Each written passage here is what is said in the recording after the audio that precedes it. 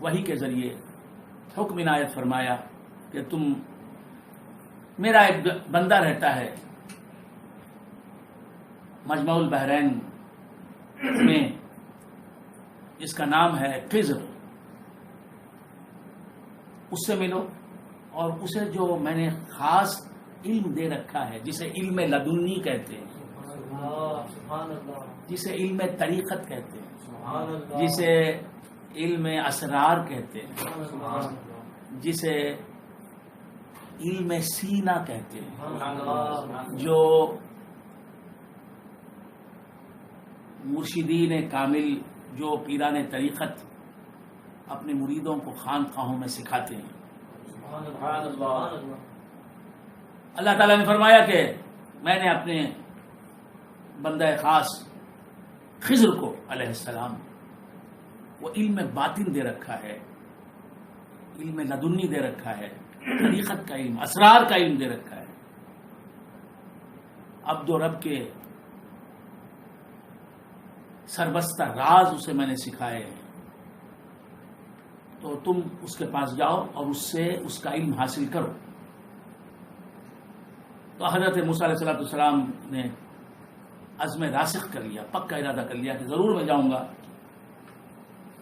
اور خضر کے سینے میں جو علم ہے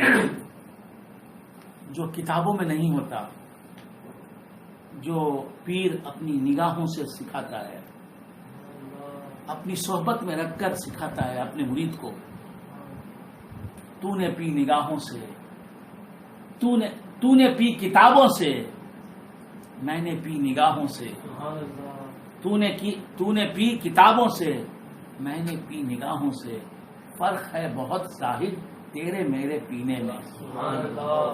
افلاک سے کھینچی جاتی ہے یہ علم باطن کی شراب، علم باطن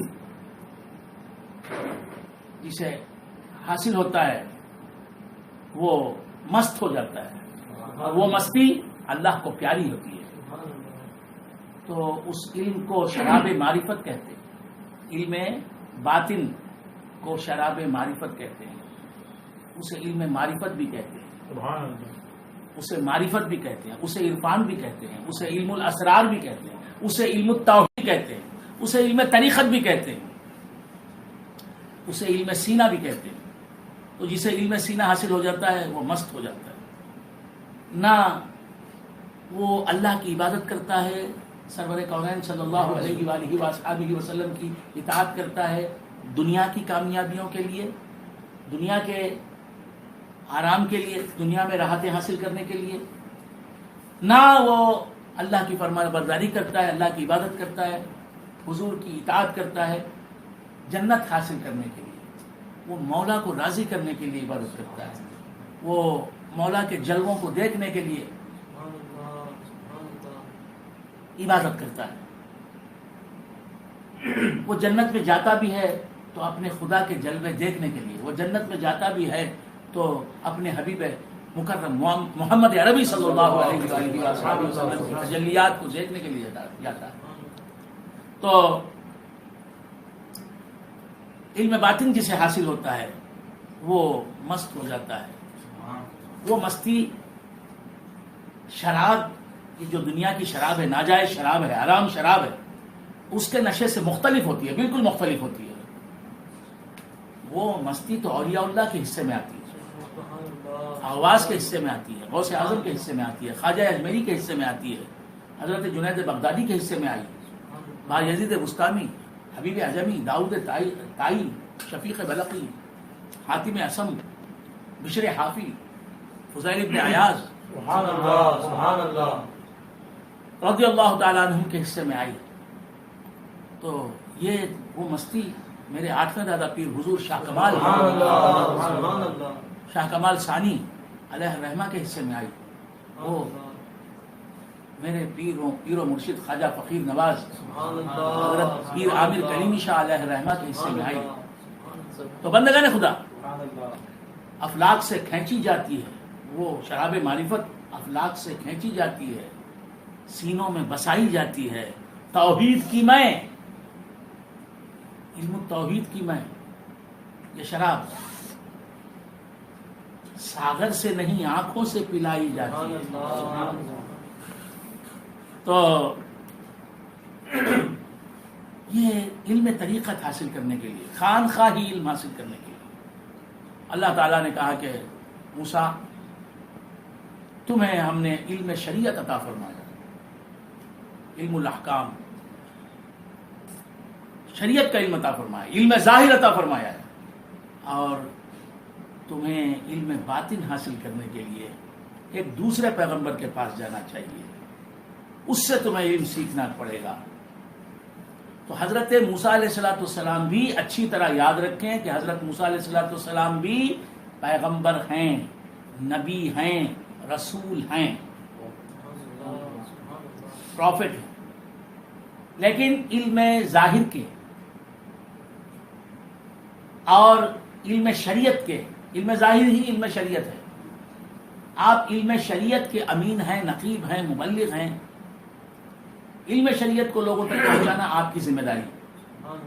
تھی، یہ حضرت موسیٰ علیہ السلام. اور علم طریقت کو جو اس کا اہل ہے اسے سکھانا، یہ ذمہ داری اللہ تبارک و تعالیٰ نے حضرت خضر علیہ السلام کو دے رکھی تھی. اور حضرت خضر علیہ السلام بھی جمہور علماء کی نظر میں، اردو میں جمہور کہتے ہیں، عربی میں صحیح تلفظ اس کا فعلول کے وزن پر جمہور ہے،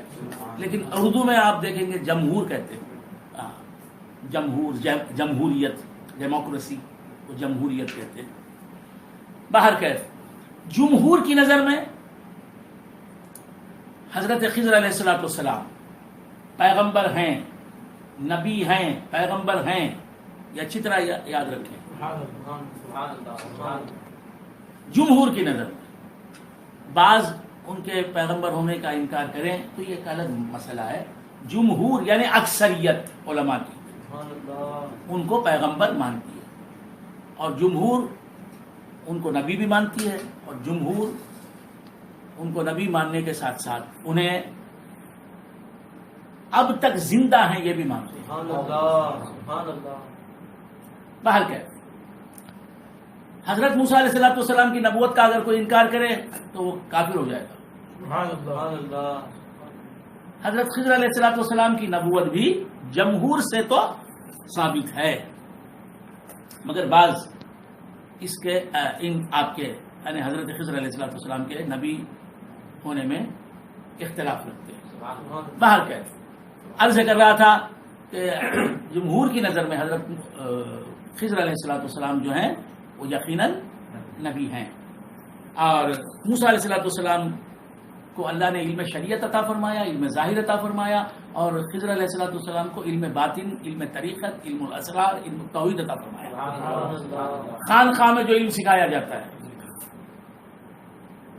متبع شریعت پیر، متبع شریعت پیر متبع شریعت ہی ہو سکتا ہے،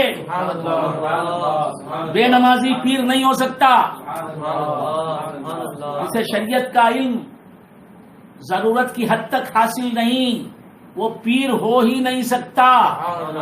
وہ خلافت کا مستحق ہی نہیں ہے، خلیفہ ہی نہیں بن سکتا. وہ پیر بن نہیں سکتا، ہرگز نہیں بن سکتا. اگر تم کسی کو دیکھو کہ وہ جاہلوں میں، نادانوں میں، علم دین سے دور لوگوں میں پیر کہلاتا ہے، جاہل اسے پیر مان رہے ہیں، تو تم اسے پیر مانو، یہ ضروری نہیں ہے، بلکہ یہ ضروری ہے کہ تم اسے پیر نہ مانو. پیر وہ ہے جسے علماء حق، عاشقان رسول علماء، پکے سچے علماء، حقیقی معنوں میں علماء کہلانے والے علماء جسے پیر بتائیں وہ پیر ہوتا ہے. جسے عربی کی ماولا نہیں معلوم، جسے قرآن کا علم نہیں، حدیث کا علم نہیں، ضرورت کی حد تک فقہ کا علم نہیں جانتا، وہ پیر نہیں ہو سکتا. اس کے ہاتھ میں ہاتھ نہیں دینا چاہیے، اس سے بیعت کرنا گناہ ہے. سبحان اللہ اچھی طرح سمجھ لو، شریعت